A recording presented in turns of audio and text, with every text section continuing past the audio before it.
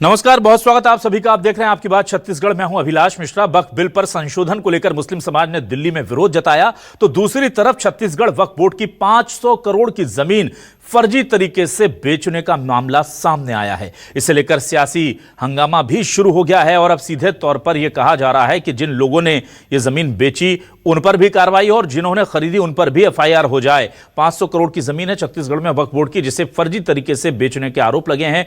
बाकायदा कलेक्टर से इस पूरे मामले की जांच की बात कह दी गई है और दूसरी तरफ वक्फ बोर्ड को लेकर पूरे देश में हंगामा जो बिल है उसको लेकर के चल रहा है।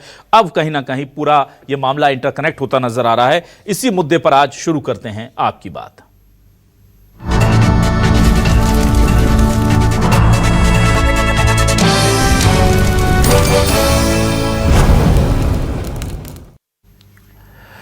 तो छत्तीसगढ़ वक्फ बोर्ड के अध्यक्ष डॉक्टर सलीम राज ने आज कहीं ना कहीं इस पूरे मामले को लेकर औपचारिक शिकायत कर दी है। कलेक्टर से उन्होंने शिकायत की और दावा किया है कि 500 करोड़ के आसपास की जो वक्फ बोर्ड की जमीन है उसे गलत तरीके से, फर्जी तरीके से बेच दिया गया है। उन पर कार्रवाई की मांग की गई है। उधर सुशील आनंद शुक्ला इस पूरे मामले को लेकर क्या कह रहे हैं, डॉक्टर सलीम राज क्या कह रहे हैं, सुनिए।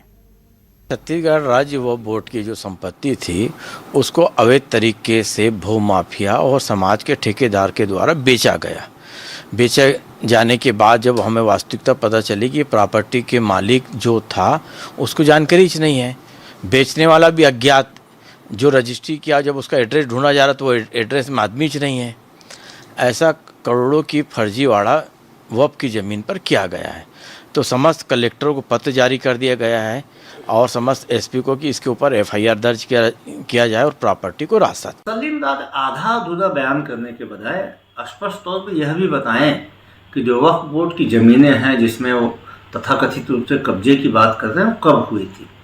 इस प्रदेश में प्रदेश बनने के बाद सबसे अधिक समय तक भारतीय जनता पार्टी की सरकार थी, तो 15 साल तक रमन सरकार के समय ज़मीनों का कब्जा हुआ या फिर अभी शायद सरकार के समय, इसको स्पष्ट करना चाहिए। तो हमारी सरकार के 5 साल में वक्फ बोर्ड की 1 इंच भी ज़मीन कहीं पे कब्जा नहीं हुई। तो उसके लिए भारतीय जनता पार्टी दोषी, उसने क्यों नहीं खाली कराया, उस ज़मीन को संरक्षित क्यों नहीं किया। जो वक्फ बोर्ड के उसमें अध्यक्ष थे वो क्या कर रहे थे। अब कांग्रेस ने कहीं ना कहीं ये जो तीर था उसका निशाना जो है मोड़ करके वापस बीजेपी सरकार पर कर दिया है। उधर वक्फ बोर्ड के पूर्व अध्यक्ष सलाम रिजवी साहब कह रहे हैं कि इस पूरे मामले को जो है वो किस तरह से प्रिटेंड किया जा रहा है, किस तरह से दिखाया जा रहा है, उस पर उनको कहीं ना कहीं वो सवाल उठा रहे हैं। तो सलाम रिजवी साहब क्या कह रहे हैं, जरा ये भी सुन लीजिए। बोर्ड की जमीन वक्फ बोर्ड की है और वक्फ ट्रिब्यूनल की भी जिम्मेदारी है। ट्रिब्यूनल में अभी तो फैसले ही नहीं हो रहे हैं, बोर्ड पूरा गठित नहीं हुआ है करके, और वक्फ बोर्ड भी अगर जिम्मेदारी अपनी सही ढंग से निभाता है तो जहाँ कब्जे में वो खाली होना चाहिए। बिलासपुर में छत्तीसगढ़ पब्लिक स्कूल है, जेल के बाजू में बहुत बड़ी 3 एकड़ से ज़्यादा ज़मीन है वहाँ की स्कूल की। वो लोग 1000 रुपये महीना किराए पे सालों से कब्जा है। ऐसे कब्जों को खाली कराना चाहिए वक्फ बोर्ड को। जो भी अध्यक्ष हैं, जो भी अभी बोर्ड है, इनका अपनी जिम्मेदारी बनती है कि इसमें त्वरित कार्रवाई करें, इसमें देरी नहीं करना चाहिए। और आइए देखते हैं हमारे आज के सवाल क्या है। सवाल लेकर आ रहे हैं आपके सामने। हमारे आज के सवाल ये रहे, वक्फ बोर्ड पर सियासी घमासान, दिल्ली से रायपुर तक शुरू हुआ संग्राम। 500 करोड़ की वक्फ जमीन की फर्जी बिक्री, खरीदारों पर क्या जल्द एफआईआर दर्ज होगी। विपक्ष ने सरकार की मंशा पर उठाए सवाल, संशोधन बिल पर क्यों मचा है बवाल। छत्तीसगढ़ वक्फ की 500 करोड़ की जमीन किसने बेची, दिल्ली से रायपुर तक वक्फ बिल पर तनातनी। तो वक्फ जो है इन दिनों चर्चा में है और इस पर बातचीत करने के लिए मेरे साथ कुछ खास मेहमान जुड़ेंगे। मेरे साथ डॉक्टर सलीम राज साहब खुद जुड़ रहे हैं, अध्यक्ष हैं वक्फ बोर्ड छत्तीसगढ़ के। बहुत स्वागत करता हूं डॉक्टर सलीम राज साहब आपका। आज कांग्रेस से हमारे साथ वरिष्ठ नेता पूर्व विधायक विकास उपाध्याय जी हमारे साथ जुड़ गए। विकास जी बहुत बहुत स्वागत है आपका भी। और हमारे साथ सुप्रीम कोर्ट के वरिष्ठ अधिवक्ता रुद्र विक्रम सिंह साहब जुड़ गए हैं। Welcome sir to my show. सबसे पहले मैं डॉक्टर सलीम राज साहब आपके पास आता हूं। डॉक्टर सलीम राज साहब, देखिए सुशील आनंद शुक्ला और कांग्रेस सवाल पूछ रहे हैं कि आप आधा सच बता रहे हैं, आप ये बता नहीं रहे कि किसके समय में, किसके कार्यकाल में ये जमीनों की फर्जी तरीके से बिक्री हुई है। क्या इसको लेकर, चूंकि अब आपने पत्र लिखा है, आपने जांच की और खुद आप उसके अध्यक्ष पद पर हैं, क्या जानकारी है कि क्या ये पिछले 5 साल में ही सारी 500 करोड़ की जमीन बिक गई या पहले का भी कुछ मामला है। अभिलाष जी, जो हमारे शुक्ला जी बहुत अनुभवी आदमी हैं और चूंकि अब उनका फर्ज है और उनका अधिकार है कि कांग्रेस के समर्थन में बोलना है, तो मजबूरी में कांग्रेस की बात रखी जा रही है। जी। उसके बाद 1 इंच बात जो जमीन की हो रही है, तो कांग्रेस ने 1 इंच जमीन में कब्जा नहीं हटाया, सैकड़ों एकड़ जमीन बेचने का काम कांग्रेस ने किया है। भारतीय जनता पार्टी के मैं आपको भी जो भी रिकॉर्ड निकाल रहा हूँ, ये 5 वर्ष का निकाल रहा हूँ। जो भी रिकॉर्ड है ये 5 वर्ष का है। 5 वर्ष के बाद की भी निकलेंगी। हमारे शासन में भी गलत हुआ होगा तो उसके ऊपर हम कार्रवाई करेंगे। हम राजनीतिक से ऊपर उठकर समाज हित की बात कर रहा है। भारतीय जनता पार्टी तेरा मेरे की काम नहीं करती है, यह कांग्रेस का काम है तेरा मेरा। भारतीय जनता पार्टी गलत है तो चाहे मेरा हो या तेरा हो, उसके ऊपर कार्रवाई होगी। तो आप ये कह रहे हैं जो 500 करोड़ की जमीन फर्जी तरीके से वक्फ बोर्ड की बेची गई है, वो इन पिछले 5 सालों के रिकॉर्ड के तहत आपने यह डेटा निकाला है? नहीं, 5 वर्ष का भी है। और माननीय दिग्विजय सिंह की सरकार जो थी कांग्रेस की मध्य प्रदेश शासन के, उस समय की भी है। मैं प्रेस कॉन्फ्रेंस लेकर पूरा वास्तविकता बता दूंगा कि कांग्रेस शासन काल में कितना भ्रष्टाचार हुआ, कितनी जमीनी बिकी है, और हमारे कार्यकाल में भी जो बिकी है उसके खिलाफ भी हम कार्रवाई करेंगे। कार्रवाई के हम पीछे नहीं हटेंगे। जो गलत किया है, जो 420 किया है, जो फर्जी तरीके से कार्य किया, उसके ऊपर हम कार्रवाई पूरी करेंगे। विकास उपाध्याय साहब, आपके ऊपर आता हूं, आपके पास आ रहा हूं। देखिए, मामला बहुत गंभीर है क्योंकि पूरे देश में वक्फ बिल को लेकर के, अमेंडमेंट को लेकर के हंगामा हो रहा है। मैं रुद्र विक्रम जी से उस पर बात करूंगा। पहले छत्तीसगढ़ का ये मैटर जरूर हम डिस्कस कर लें। देखिए, बहुत बड़ी जमीनों का घोटाला, और ऐसा नहीं कि केवल छत्तीसगढ़ में हो रहा, पूरे देश में हो रहा है। सब जानते हैं वक्फ की जमीन के साथ कैसी बंदरबाट हो रही है। लेकिन यहाँ पर सलाम रिजवी साहब, जो पूर्व अध्यक्ष वक्फ बोर्ड के हैं, वो एक बड़ी दिलचस्प बात कह रहे थे। वो कह रहे थे कि बिलासपुर में एक फलानी जगह पर एक स्कूल 300 रुपये महीने पर 3-3 एकड़ जमीन पर कब्जा किए बैठा है, और सालों से किए बैठा है, और अब इस वक्फ बोर्ड को चाहिए कि वो उसको खाली करा दे। 5 साल सर आप लोग थे, 5 साल में आप लोगों ने खाली नहीं कराई, अब आप उम्मीद कर रहे हैं इससे। तो ये हर सरकार एक दूसरे पर जिम्मेदारी डाल देती है, क्या वजह है सर? देखिए साहब, वक्फ बोर्ड का गठन और निर्माण कब हुआ? 2003 में छत्तीसगढ़ राज्य बनने के बाद जोगी जी की कांग्रेस की सरकार थी, और आखिरी समय वक्फ बोर्ड बना। उसके बाद लगातार 15 साल भारी बनाया और लगातार इसके काम को भी देखा। अभी डॉक्टर साहब की बात मैं सुन रहा था, हमारे बड़े भाई, अभी डॉक्टर साहब की बात मैं सुन रहा था, हमारे बड़े भाई हैं, वो दिग्विजय सिंह जी की सरकार के समय की, मध्य प्रदेश की सरकार के समय की बात कर रहे थे। उस समय भ्रष्टाचार हुआ, उस समय जमीन को फर्जी तरीके से बेचा गया, या उस समय बेची गई जमीन।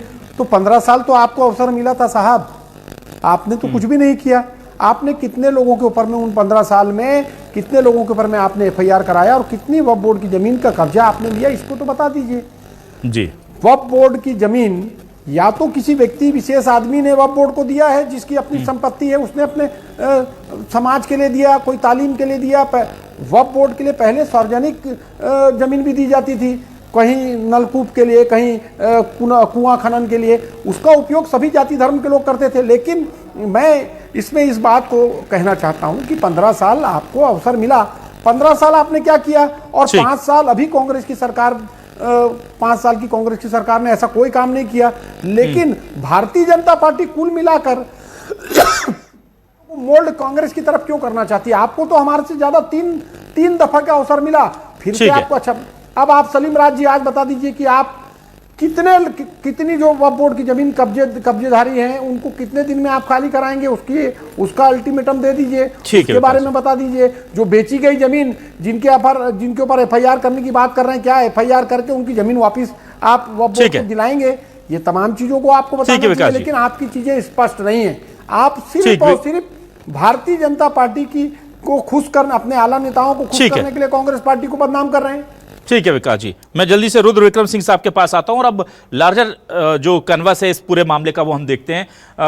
रुद्र जी, देखिए यहाँ पर एक बहुत बड़ा मैटर चल रहा है, वो जो बिल के अमेंडमेंट को लेकर के पूरा हंगामा मचा हुआ है। और खास बात यह है कि जिस JPC में के जो चेयरपर्सन थे जगदम्बिका पाल जी, वो खुद कह रहे हैं कि अभी बिल का प्रारूप सामने नहीं आया, इतना हंगामा हो रहा है, पूरा का पूरा विपक्ष दिल्ली में जंतर मंतर पर प्रदर्शन कर रहा है, और एक जायज डिमांड जो कहा जाता था कि चूंकि बहुत करप्शन हो रहा है, बहुत गड़बड़ियां हो रही हैं, बहुत गलत दावे ठोके जा रहे हैं, क्या ये डिमांड ही जायज़ है, नाजायज़ है? और जो विपक्ष ने इस पर जिस तरह की आपत्तियां ली हैं, उससे कितना इत्तेफाक रखते हैं सर आप? देखिए, अगर आप वक्त वक्फ को समझेंगे, वक्फ बोर्ड क्या है, वक्फ एक्ट क्या है, वक्फ के प्रावधान क्या थे और वक्फ की संपत्ति आज 2008 से पहले कितनी थी या 1994 से पहले कितनी थी, अब कितनी है, इन सारी बातों को अगर आप ध्यान से देखेंगे तो आपको समझ में आ जाएगा कि वक्फ एक्ट क्या है, वक्फ बोर्ड क्या है, ये क्या एक देश में ये चल रहा है और वक्फ एक्ट जो है वक्फ एक्ट की शक्तियां क्या थी। थोड़ा इको आ रहा है, इसको ठीक करेंगे। हाँ जी, इको हो रहा है, सर को थोड़ा इको ठीक करेंगे प्लीज। जी रुद्र जी आप बोलिए। वक्फ एक्ट की जो शक्तियां हैं, जो एकदम बादशाह अकबर वाली जो शक्तियां वक्फ के लिए, और अभी आप बात कर रहे थे किसी जमीन की 300 रुपए पर एकड़ जमीन दी गई है। दिल्ली में जो एक मेरा मुकदमा भी है 123 वक्फ की प्रॉपर्टीज को लेके, उन प्रॉपर्टीज को 1 रुपया पर एकड़ के हिसाब से वक्फ को दिया गया गवर्नमेंट की प्रॉपर्टीज 1970 में, और जो कि अभी तक वो लागू है। अभी तक जो है इसके बावजूद कि भी दिल्ली हाईकोर्ट ने 1984 में कह दिया कि ये सरकार की संपत्ति है, सरकार के पास है, उसके बावजूद जो है अभी भी वक्फ के पास है। और वो जो संपत्तियां थी जो 120 प्रॉपर्टीज की मैं बात कर रहा हूँ, वो जो 40 गज थी 400 गज है, जो 400 गज थी वो 800 गज है। तो मतलब इतना विस्तार हुआ है, कहाँ से विस्तार हुआ है। तो इन सब बातों की ये तो रही संपत्तियों की, मतलब क्या वक्फ क्या है या वक्फ बोर्ड ने। अब एक जो चीज आप पूछ रहे हैं कि जो प्रपोज्ड वक्फ है वो क्या है प्रपोज। तो देखिए, अगर किसी में आप एक बहुत छोटी सी बात में बताते हैं कि हिंदुस्तान में अगर आपको बोला जाए कि आप आए हो और आप कोर्ट नहीं जाते, क्या ये संवैधानिक होगा, क्या ये न्याय होगा? बिल्कुल नहीं होगा। लेकिन ये वक्फ एक्ट क्या कहता है कि संपत्ति वक्फ ने, और वक्फ कैसे कि एक किसी प्रॉपर्टी को मान लीजिए कि उसको लगता है वक्फ की संपत्ति है, सर्वेयर किसका होगा? वक्फ बोर्ड का होगा। उसको खर्चा कौन देगा सर्वे करने का? वो देगी स्टेट गवर्नमेंट। वो सर्वे करके आएगा फलाने संपत्ति तो वक्फ बोर्ड की है। अब वो वक्फ बोर्ड ने डिक्लेयर करते हैं कि this property belongs to Waqf board, और वक्फ बोर्ड का नियम है कि वंस वक्फ ऑलवेज, मतलब आज एक वक्त की संपत्ति आज हो गई तो ऑलवेज वक्फ हो गई। ठीक है। उसके बाद अगर मान लीजिए रुद्र जी मैं आपके पास 10 सेकंड में आ रहा हूं, थोड़ा सा आपका ऑडियो ब्रेक हो रहा है तकनीकी दिक्कत की वजह से, उसे हम दोबारा करेक्ट करके मैं आपके पास वापस आ रहा हूं। डॉक्टर सलीम राज साहब आपके पास आता हूं। देखिए, वक्फ बोर्ड के जो संशोधन बिल है उसको लेकर के बहुत हंगामा हो रहा है। आप चूंकि मुस्लिम समाज का प्रतिनिधित्व करते हैं, इतनी बड़ी संवैधानिक पोस्ट पर आप भी बैठे हुए हैं, तो जरा मुझे ये बताइए कि क्या आपको लगता है कि वक्फ बोर्ड में संशोधन जरूरी है, और अगर लगता है तो क्यों जरूरी है? अभिलाष जी, वक्फ संशोधन देश हित के लिए और बहुत ज़रूरी था। जो आज बंदरबाट हुई है, आज मुसलमानों की हालत दलितों से भी बेकार है। जो कौम तालीम याफ्ता के नाम से जानी जाती थी, आज जहालियत के नाम से जानी जा रही है। तो वक्फ बोर्ड संशोधन आ रहा है, ये मुस्लिमों के भाग्य विधाता का बिल है। आज जितनी प्रॉपर्टी है उसका आप किराया देख लीजिए, 2 रुपये, 5 रुपये, 25 रुपये है। तो वक्फ संशोधन बिल आने से वक्फ बोर्ड की रेवेन्यू बढ़ेंगी और समाज का उत्थान के लिए होगा। तो यह वक्फ बोर्ड कानून सिर्फ मोदी जी ला रहा है तो कांग्रेस विरोध कर रहा है। इसके पूर्व में 45 बार संशोधन हुआ, कांग्रेस ने कभी विरोध नहीं करी है। और 1995 में तानाशाह कानून बनाने के बाद मुस्लिम समाज का विकास नहीं हो पाया, और नया वक्फ संशोधन बिल से मुस्लिम समाज का विकास होगा, तरक्की होंगी। ठीक है, विकास उपाध्याय जी आपके पास आता हूं। विकास उपाध्याय जी, देखिए पूरा का पूरा विपक्ष जो है कहीं ना कहीं इस पूरे मामले में एकजुट नजर आ रहा है, एक साथ नजर आ रहा है। लेकिन उस जेपीसी में तो आपकी पार्टी के लोग भी थे, दूसरी पार्टी के लोग भी थे, और वहां पर सहमति बन गई, और अब वही लोग जाकर के विरोध कर रहे हैं। तो ये लोगों को समझ नहीं आ रहा कि वहां बैठकर के आप शर्तें डिसाइड करते हैं कि ऐसा ऐसा संशोधन होगा, इतने सारे प्रस्ताव आए, इतने सारे करेक्शंस आए, इतने नहीं इतने करेंगे, सब कुछ ड्राफ्ट तैयार हो जाता है, बाहर आते हैं तो जंतर मंतर पर बैठ जाते हैं। ये क्यों? देखिए, सरकार की मंशा और सरकार की मानसिकता ठीक नहीं है इसको लेकर। कभी आज सलीम राज जी की बात को मैं सुन रहा था, जिस प्रकार से माइनॉरिटी की बात कर रहे हैं, मुसलमानों के हितों की बात कर रहे हैं। आप तो आज देश की स्थिति क्या है ये किसी से छुपी नहीं है। ये कभी भी मुसलमान के हितों पर बात नहीं करेंगे। सलीम राज जी जरूर वक्फ बोर्ड के अभी चेयरमैन हैं, वो उनको पद मिल गया, वो भी अंतरात्मा से दिल से इस बात को जानते हैं कि जो वर्तमान की सरकार है, चाहे केंद्र में हो चाहे राज्य में, वो तो इस देश को बांटने में लगी है। वो कहां आपके हित पर बात कर रही है। और देखिए, ये हक और अधिकार की लड़ाई है जिसको लेकर पार्लियामेंट में भी लगातार इसको लेकर बात चल रही है। और मैं ऐसा समझता हूं, जी बोलिए विकास जी, बोलिए। हेलो, कांग्रेस हमेशा देश को बांटने का, दो समाज को बांटने का और दंगा करने के सिवा कांग्रेस का कोई काम नहीं है। आज 70 साल की सरकार में इसका जिम्मेदार कौन है? कांग्रेस है। आज मुसलमानों की हालत का जिम्मेदार कौन है? कांग्रेस है। डॉक्टर साहब, जिन लोगों ने वक्फ बोर्ड को अपनी जमीन दी, विकास जी, आप व्यक्ति अच्छे हो, आपकी पार्टी गलत है। दुरुस्त नहीं करा पाया 15 साल में। आप 15 साल में आपने रिकॉर्ड को दुरुस्त नहीं करा पाया। जो लोग जमीन दिए थे वो लोगों की डेथ हो गई, उनके बच्चों के नाम से फाउती चढ़ के वसीयत में नाम आ गया। वसीयत में नाम आने के बाद वो लोग, तो कोई आदमी बेच रहा है तो उसको कोई खरीदेगा जो 50 साल से काबिज है। अभी बिलासपुर की जो छत्तीसगढ़ पब्लिक स्कूल है, मैं आपको डॉक्यूमेंट दे दूंगा। इसको क्यों नहीं तोड़ पा रहे हो आप? क्योंकि आरएसएस के लोग संचालित कर रहे हैं उस स्कूल को। आरएसएस के लोग उसको संचालित कर रहे हैं। आप भी तो नहीं तोड़ पाए ना 5 साल में। हिम्मत नहीं है सलीम जी, विकास जी, आप क्यों नहीं तोड़ पाए? विकास जी, मतलब मैं ये कहता हूं कि आप एक दूसरे पर क्यों टाल देते हैं इस चीज को? मैंने तो आपको पहले ही कहा, देखिए, एक दिन में काम होने वाला नहीं। ना 5 साल बहुत होते हैं सर, कुछ तो करते हैं। लगातार वक्फ बोर्ड के हमारे जो चेयरमैन थे या वक्फ बोर्ड की हमारी कमेटी थी, ये लगातार इसको लेकर लड़ाई लड़ती रही है। लेकिन भारतीय जनता पार्टी तो 15 साल में नहीं कर पाई। ठीक है, मैं रुद्र विक्रम जी के पास आने की गुजारिश करता हूं। ठीक है, हो सकता है हमको लगता है महीना 2 महीने के अंदर उस 3 एकड़ जमीन को खाली करा देंगे। ठीक है, रुद्र विक्रम जी के पास आ रहा हूं मैं। रुद्र विक्रम जी, आपके पास आता हूं। रुद्र विक्रम जी, मुझे यह बताइए कि जिस तरह से इसका विरोध हो रहा है कानून के तकाजे पर, क्या यह बिल अमेंड हो सकता है? और अगर हो सकता है और पूरा विपक्ष एकजुट हो जाता है, तो क्या आपको लगता है कि अगर कानून से लड़ाई जीत भी ली जाती है तो उधर सदन में जाकर के इस मामला अटक सकता है? क्या कहते हैं सर, लीगलिटीज क्या है, टेक्निकलिटीज क्या है इस पूरे मामले की? देखिए, अमेंडमेंट का कोई दिक्कत नहीं है। अमेंडमेंट आराम से हो सकता है अमेंडमेंट, और मुझे लगता है कि होगा भी अमेंडमेंट। जो सरकार ने इस पे कदम अपने तरीके से, इसमें जेपीसी की बैठकें हुई हैं, चर्चा हुई है, तो मुझे लगता है कि ये बदलाव होंगे भी। और मुझे लगता है कि देश हित में और जन सरोकार में ये बदलाव होने भी चाहिए। मैं क्यों कहता हूँ ये बात? देखिए, क्योंकि जब आप एक एक्ट की बात करते हैं, एक बोर्ड की बात करते हैं, जो सिर्फ ये यूनानिमसली अपने ऑर्डर पास करता है, अपनी ही कोर्ट है और अपनी सारे फैसले देता है, आप उस जो ट्रिब्यूनल है उसके अगेंस्ट में आप कहीं उसकी अपील में नहीं जा सकते। आप अभी तमिलनाडु का शायद केस याद होगा, एक की जमीन वक्फ बोर्ड ने कब्जा कर ली, उसको बेचारे को अपनी जमीन बेचनी थी, वो अपनी जमीन नहीं बेच पाया, नौसी नहीं मिल पाई, और उसकी वजह से वो मतलब बहुत तंगी हालत में अपनी जमीन बेचना चाह रहा था। ऐसे तमाम केसेज हैं। तमिलनाडु का गांव केस में बहुत रिसेंट केस। ऑडियो ठीक करेंगे प्लीज जी। तो ये जो है समस्या वक्त की वजह से जो आ रही थी, और अभी जो बदलाव प्रपोज हुआ उसमें कुछ ऐसा नहीं है कि तौबा मचाने की बात। सिर्फ यही है कि जो सर्वे होगा वो जो डिस्ट्रिक्ट मजिस्ट्रेट होगा उसकी निगरानी में सर्वे होगा। जो ट्रिब्यूनल होगा, ट्रिब्यूनल के अगेंस्ट में भी आप जो ट्रिब्यूनल का जो फैसला होगा उसके अगेंस्ट में आप कोर्ट जा सकते हैं। जो सरकारी संपत्ति है उन पे जो वक्त ने कब्जा कर रखा है उनकी वो सरकारी संपत्तियों को कब्जे से हटाया जाएगा। तो और महिलाओं का प्रतिनिधित्व होगा। ये मोटी मोटी जो बातें, इसको समस्या बताइए, इसमें क्या दिक्कत है? ठीक है, आप अगर किसी को महिलाओं को प्रतिनिधित्व देने की बात की जा रही है, संवैधानिक रूप से कोई कहा जा रहा है कि भाई इसकी सुनवाई यहाँ हो सकती है, जो संविधान कहता है, तो उसमें मुझे नहीं लगता कि किसी को इसमें समस्या होनी चाहिए।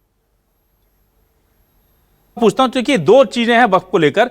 एक तो सवाल जो भविष्य का है वो बिल अमेंडमेंट को लेकर, और दूसरा जो वर्तमान में परिस्थितियां हैं जिसको लेकर डॉक्टर सलीम राज और विकास उपाध्याय जी भी बात कर रहे हैं कि जो वक्फ की जमीन पर बेजा कब्जा है, गलत तरीके से रजिस्ट्रियां हो गई हैं और जितने लंबे समय से हो गई हैं, तो क्या आपको लगता है कि लीगली अब हम अगर कुछ कर लेते हैं रेट्रोस्कोपी जाकर के, क्या वो चीजें भी ठीक हो सकती हैं? हम उन जमीनों को अवैध कब्जे से मुक्त करा सकते हैं? जैसे विकास जी कह रहे थे कि अब चूंकि जिन्होंने कब्जा किया था उनके बेटों के नाम पर रजिस्ट्रियां हो गई और वो बेच रहे हैं तो कोई दिक्कत नहीं होगी, तो क्या हम उसमें सुधार कर सकते हैं? थोड़ा बहुत सुधार हो पाएगा, लेकिन हाँ, भविष्य में इसको लेकर के हम थोड़ा अलर्ट रह सकते हैं नए बिल के साथ। बिल्कुल हो सकता है, क्योंकि देखिए जो रिकॉर्ड्स होते हैं, जमीनों के जो रिकॉर्ड्स होते हैं रेवेन्यू ऑफिसर के पास होता है। जो जैसे हमारी जो भी 1491 फसली हो गया, 1325 फसली हो गया, ये फसली रिकॉर्ड्स जो होते हैं वो रेवेन्यू ऑफिसर के पास होता है। तो रेवेन्यू ऑफिसर जो जो कि डिस्ट्रिक्ट मजिस्ट्रेट के अंडर में आता है। तो वो रिकॉर्ड हम चेक करते कि भाई यहाँ अगर ये मान लीजिए कि किसी फलाने के नाम पे ये क्या उन्होंने कोई वक्फनामा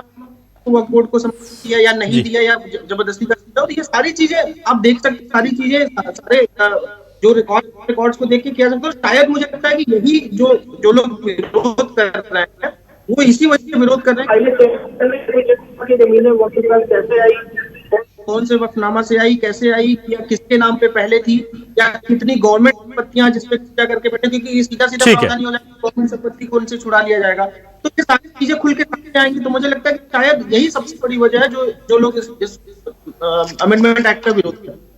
ठीक है डॉक्टर सलीम राज जी, मैं आपसे जानना चाहूंगा, चूंकि अब आपने सारे कलेक्टर एसपी को लेटर तो लिख दिया है, पर हमने देखा है कि अमूमन इस तरह के मामले जो होते हैं उनको किसी नतीजे पे वो पहुंचते नहीं हैं और एक पॉलिटिकल विच हंट के लिए इस्तेमाल हो जाते हैं टूल की तरह। तो ऐसा तो नहीं है कि पहले लिस्ट निकाली जाएगी, फिर देखा जाएगा कि इनमें से जमीन किस किसने खरीदी, अच्छा ये कांग्रेस का पार्षद है, ये कांग्रेस का लीडर है, तो केवल उन्हीं जगह कार्रवाई होगी। इस तरह से तो कोई आरोप नहीं लगेंगे ना आने वाले वक्त में आपकी कार्रवाई को लेकर, और कार्रवाई पूरे मुकाम तक पहुंचेगी, इस बात की श्योरिटी भी हमारे दर्शकों को दे दीजिए जरा। अभिलाष जी, मैंने आपको पूर्व में बता चुका हूं कि भारतीय जनता पार्टी हमेशा तेरा मेरा नहीं करती है। जो गलत है, चाहे हमारे लोग भी गलती करे होंगे, उनके ऊपर भी कार्रवाई होंगी, ये तय है। हमको राजनीति करना, हमको समाज का विकास करना है। जो समाज के ठेकेदार बने थे, जो पूर्व में गलती किए, वो गलती की उनको सजा मिलेगी। माननीय सलाम रिजवी जी के मैं शुक्रिया करता हूँ, धन्यवाद देता हूँ कि 11 महीने के कार्यकाल में अच्छा काम कर रहे थे, तो कांग्रेसों को नहीं पचा, उनको 11 महीने बाद हटा दिया। वह बोर्ड में बहुत बढ़िया वर्किंग सलाम रिजवी के समय हो रही थी, बाकी कांग्रेसियों के पेट में दर्द होने के कारण उनको तत्काल प्रभाव से हटा दिए गए। और बात रही ये आरएसएस की शिक्षण संस्थान की, बात करें विकास जी को, तो विकास जी की जानकारी क्लियर कर दूं कि वह मामला कोर्ट में चल रहा है। छत्तीसगढ़ राज्य वक्फ बोर्ड ने उनका किराया 80,000 रुपये साल कर दिया गया है। वही मामले को लेकर वो हाई कोर्ट चले गए, हाई कोर्ट को लेकर स्टे आ गया है। 1,000 रुपये किराया नहीं है, उनका 80,000 रुपये किराया तय हो चुका है। यह आधी अधूरी जानकारी लेकर समाज को दिग्भ्रमित नहीं करना चाहिए। ठीक है, विकास जी के पास आता हूं। विकास जी देखिए, आप चूंकि जब कहते हैं ना फाइल खुलेगी तो फिर उसमें से किस पर कार्रवाई होगी, कहीं ऐसा तो नहीं कि शराब घोटाला, डीएमएफ घोटाला और उसके बाद तमाम तरह के मामलों के बाद अब एक और कहते हैं ना, जो आप कहते हैं पिंजरा, वो तैयार हो रहा है कांग्रेस के नेताओं के लिए, और कल से हम देखें कि अल्पसंख्यक जो नेता हैं कांग्रेस के, उनके घर पर जांच एजेंसियों की दस्तक हो सुबह सुबह ठक ठक, और फिर पता चले कि छापा पड़ा है, फिर आप लोगों को जमावड़ा लगाना पड़े, कुर्ते फटवाने पड़े, वहाँ पर पुलिस प्रशासन के साथ धक्का मुक्की हो, और कुछ दिनों बाद कोई नेता आपका जेल चला जाए। कहीं उसकी इबारत तो नहीं लिखी जा रही है? देखिए साहब, ये तो आज देश ही नहीं पूरी दुनिया इस बात को समझ चुकी है कि भारतीय जनता पार्टी इन एजेंसियों के माध्यम से राजनीति को कुचलना चाहती है। जो लोग बात करते हैं, जो लोग लड़ाई लड़ने वाले लोग हैं, जो हक और अधिकार की बात करते हैं, उनको प्रेशराइज किया जाता है। कुछ मिलना जुलना नहीं, ईडी का इतना मामला चल रहा है, किसी के पास कुछ नहीं मिलेगा। लेकिन जो लोग वर्तमान में भारतीय जनता पार्टी के साथ शामिल हो गए, आप महाराष्ट्र में अजीत दादा भाई पवार के ऊपर कितना बड़ा मुकदमा चला था, ईडी में कितना कुछ उनके लिए किया, लेकिन जब भारतीय जनता पार्टी में शामिल हो गए तो डिप्टी सीएम बन गए। हेमंता शर्मा, मैं असम का प्रभारी हूँ, हेमंता शर्मा कांग्रेस पार्टी में थे तो वो भ्रष्टाचारी थे, वो उनके वो ठीक नहीं थे, लेकिन जब भारतीय जनता पार्टी में शामिल हो जाते तो मुख्यमंत्री बन जाते हैं। तो सलीम राज जी अच्छे आदमी हैं, वो अपने समाज की पैरवी कर एक समाज के मुखिया बने हैं, पैरवी कर रहे हैं, लेकिन वो खुद भी अंदर से जानते हैं कि भारतीय जनता पार्टी कभी भी अल्पसंख्यकों का भला नहीं चाहती। वो उनके खिलाफ में अब जो लोगों के जिनकी रजिस्ट्रियां हुई है, जो लोगों ने रजिस्ट्री कराई है या जो लोगों ने रजिस्ट्री की है, ये दोष उनका नहीं, ये दोष भारतीय जनता पार्टी की 15 साल की सरकार था। अभिलेख रिकॉर्ड को, जमीन के B1 खसरे को दुरुस्त क्यों नहीं कराया? आपको वक्फ बोर्ड के नाम से जमीन को चढ़वाना था। ये चीज आप बोल रहे हैं तो मुझे आपत्ति है। विकास जी, एक तरफ आप कहते हैं, विकास जी एक तरफ आप कहते हैं कि मुस्लिमों की हितैषी नहीं है बीजेपी के सलाखों के अंदर रहेंगे, ये तय है ना, ठीक है ना। विकास जी, एक तरफ आप कहते हैं बीजेपी मुस्लिमों की हितैषी नहीं है, कथित तौर पर अल्पसंख्यकों की रक्षा करने के लिए कांग्रेस हमेशा बोलती है कि हम उनकी लड़ाई लड़ते हैं। तो 5 साल में आपने कितने लोगों को अंदर करवाया, कितने लोगों की जमीन कराई? आपने क्यों नहीं कराया विकास जी? देखिए, मैंने आपको पहले भी कहा, कांग्रेस पार्टी इसको लेकर, जो वक्फ बोर्ड में हमारे लोग बने थे वो लोग लगातार इसको लेकर लड़ाई लड़ रहे थे। ये जो बिलासपुर के छत्तीसगढ़ पब्लिक स्कूल की बात कर रहे हैं, ये इनके समय का मामला नहीं है। ये तो मैं ये पूछ रहा हूं, वो आरएसएस के द्वारा संचालित स्कूल है, क्या उसके ऊपर कार्रवाई करके क्या उसके सरकार उसके लिए कुछ फैसला लेगी, या वक्फ बोर्ड कुछ ऐसा काम करेगी जिससे हाईकोर्ट से 80,000 रुपया 3 एकड़ जमीन का क्या होता है जी क्रीम लोकेशन में? हाई कोर्ट में फैसला है, वो तो देखिए वकील साहब सामने बैठे हैं, डॉक्टर रमन वकील साहब सामने बैठे। ठीक है ना, एक स्कूल पर हम नहीं अटकते हैं, 500 करोड़ की जमीन है और भी जमीन है। चलिए अंतिम सवाल मैं रुद्र विक्रम सिंह जी से लेता हूं, लेकिन उससे पहले विकास जी एक चीज क्लियर कर दीजिए। अब मैं देख रहा हूं कि बिल के अमेंडमेंट को लेकर पूरी कांग्रेस विरोध कर रही, पर उसमें कई बहुत एक दो बिंदुओं पर हो सकता है आपको आपत्ति हो, लेकिन महिलाओं का उसमें प्रतिनिधित्व होना चाहिए, इसको लेकर के कांग्रेस की आपत्ति है या नहीं? कम से कम आप ये कांग्रेस को या विपक्ष को एक अपनी तरफ से अमेंडमेंट की जो शर्तें हैं वो लगानी चाहिए कि भाई 7 में से या 4 में से 5 हम जो इन पर हम राजी हैं, ये अमेंडमेंट हमको मंजूर है। तो कांग्रेस स्थिति तो स्पष्ट करे कि उनमें से कौन कौन से मंजूर है, या आप बिल्कुल नहीं चाहते कि महिलाओं को प्रतिनिधित्व मिलना चाहिए वक्फ बोर्ड में? देखिए, कांग्रेस पार्टी ही वो पार्टी है जिसने महिला आरक्षण पर बात सबसे पहले श्रीमती सोनिया गांधी जी ने किया था। हम कभी उसका विरोध करने वाले लोगों में से नहीं है, लेकिन ये पूरी चीज एक पर्टिकुलर समाज को, एक पर्टिकुलर वर्ग को कैसे करके कटघरे में खड़ा करना है, उसकी साजिश है। एक पार्टी को कैसे मैं यही कह रहा हूं कि अगर आपको बोर्ड की नियमों में कहीं लग रहा है कि कुछ गड़बड़ है, तो आप ये तो बता सकते हैं कि भाई 7 में से हम 4 मान रहे हैं, 3 मान रहे हैं, 2 मान रहे हैं, 1 मान रहे हैं। आप स्थिति स्पष्ट ही नहीं करते, सीधे तौर पर नकार रहे हैं। अगर कहीं सुधार, आप लोगों ने 45 अमेंडमेंट कर दिए, वो सही था, वो आपकी मंशा सही थी। अगर किसी पर आपत्ति हो, आप उस पर्टिकुलर पॉइंट को लेकर के बात कीजिए, पर ये एक तरह से पूरा कि नहीं, हमको चाहिए ही नहीं, कोई महिला हो ही नहीं सकती, इसको तो मुझे लगता नहीं कि कोई भी सच्चा मुसलमान मना करेगा कि भाई महिलाएं नहीं होनी चाहिए वक्फ बोर्ड में। आपको बोलना चाहिए कि ठीक है 7 में से केवल 1 मांगेंगे, महिलाओं का अधिकार होना चाहिए, पर आप लोग उसको लेकर के भी स्थिति स्पष्ट नहीं करते हैं। वोट बैंक का डर है क्या सर? देखिए, वोट बैंक का कभी भी कांग्रेस पार्टी को वोट की राजनीति हम नहीं करते, ये भारतीय जनता पार्टी का काम है। मैंने आपको तो कहा, भारतीय जनता पार्टी टूल के रूप में इसका उपयोग करती है, ये उनके लिए एक राजनीतिक टूल किट है, कांग्रेस पार्टी के लिए नहीं। हम तो हक और अधिकार की बात को करते हैं। ठीक है, मैं अंतिम सवाल रुद्र विक्रम सिंह जी से लेता हूं। रुद्र विक्रम सिंह जी, देखिए बहुत पब्लिक डिस्कोर्स में ये चीजें चल रही हैं, तो कहां आपको लग रहा है कि कुछ चीजें हैं जहां पर 1-2 जगह पर मामला फंस सकता है, जिसमें खासतौर से वो जो जमीनों के अधिग्रहण के लिए जो स्वायत्ता दे रखी है पूरी तरह से, उसको लेकर के एक ऐसा लग रहा है कि शायद ज्यादा गंभीर है। लेकिन ये मामले तो मुझे लगता है लीगली अगर इसको कोई चैलेंज कर दे कि महिलाओं का क्यों नहीं होना चाहिए किसी भी कॉन्स्टिट्यूशनल बॉडी में अधिकार, तो ये तो कोर्ट में भी नहीं टिक पाएंगे इस तरह के, लेकिन ये सदन से पास भी हो जाते हैं और रहते भी हैं देश में। दुर्भाग्य नहीं लगता क्या? देखिए, जब तक ये वक्फ एक्ट में संशोधन नहीं होगा तब तक मुझे लगता है कि अगर आप चैलेंज भी करेंगे कि संसद द्वारा पास किए हुए जो कानून है, अमूमन कोर्ट उसमें बहुत कम मामले जो कोई संवैधानिक उसमें कुछ क्षति हो रही है संवैधानिक अनुच्छेदों की, तब तक वो बात नहीं करता, तब तक वो कोर्ट उसमें नहीं कुछ अपना हस्तक्षेप करता है। लेकिन अगर एक बार संसद से ये प्रावधान लागू हो गए, एक बार ये एक्ट में प्रावधान लागू हो गए, तो उसके बाद अगर कोर्ट जाता भी है तो उसको कोई फर्क नहीं पड़ता। और बिल्कुल हम जो संविधान आर्टिकल 15 में ये बात करता है, आर्टिकल 14 राइट टू इक्वलिटी की बात करता है, आर्टिकल 15 बात करता है कि इक्वल अपॉर्चुनिटी महिलाओं को, बच्चों को दिया जाना चाहिए। वो जो लोग कहते हैं कि संविधान, बीजेपी की गवर्नमेंट में संविधान की बात नहीं होती, वो संवैधानिक चीज ही तो है। अगर महिलाओं को दिया जा रहा है तो ये संवैधानिक, तो इसमें मुझे लगता है कि ये मुद्दा नहीं है जो आपको बोला कि वो मुद्दा है जो वक्त की जो एक्वायर्ड प्रॉपर्टीज है, जैसे दिल्ली जैसे कई जगह में अगर 123 प्रॉपर्टीज अगर आप एक्वायर करते हैं, वो भी ₹1 पर एकड़ पर एनम के हिसाब से, जहाँ की करोड़ों अरबों की संपत्तियां हैं, वो सबसे बड़ा दर्द वो उस दर्द की दवा को नहीं मिल पा रही है, इसकी वजह से जो मची हुई हो रहा है, और कोई समस्या नहीं। तो ये मामला देखिए कितना बड़ा है। एक तरफ हमारी मुस्लिम बहनों के लिए उनके अधिकार की लड़ाई है, एक तरफ छत्तीसगढ़ जैसे छोटे से राज्य में भी 500-500 करोड़ की जमीन के फर्जीवाड़े की लड़ाई है, उसके जो असल जो हकदार हैं उन तक राहत नहीं पहुंच रही, उसकी लड़ाई है, और दूसरी तरफ इन जमीनों की बंदर बांट करने वाले मठाधीशों की भी लड़ाई है, जो कहीं ना कहीं सफेद पोश होकर के इस पूरे मामले में सियासत कर रहे हैं। यहां पर कानून की या लोकतंत्र की या फिर संविधान की मूल भावना बराबरी का अधिकार है जो महिलाओं को देना चाहते हैं, लेकिन वहां पर फिर मुस्लिम पर्सनल जो लॉ है उसको लेकर के कहीं ना कहीं विरोधाभास हो जाता है। बहुत सारी चीजें इतनी मिक्सअप है, इतनी मिंगल है, जिनको देख करके लगता नहीं कि यह मामला इतनी आसानी से सुलझेगा। अगर इसे सुलझा लिया जाता है सर्व स्वीकारता के साथ तो बहुत अच्छा होगा देश के लिए भी। बहुत शुक्रिया करूंगा डॉक्टर सलीम राज साहब आपका, विकास उपाध्याय जी, रुद्र विक्रम सिंह जी, आपने हमें वक्त दिया, बहुत बहुत शुक्रिया आपका भी, तमाम दर्शकों का शुक्रिया। नमस्कार।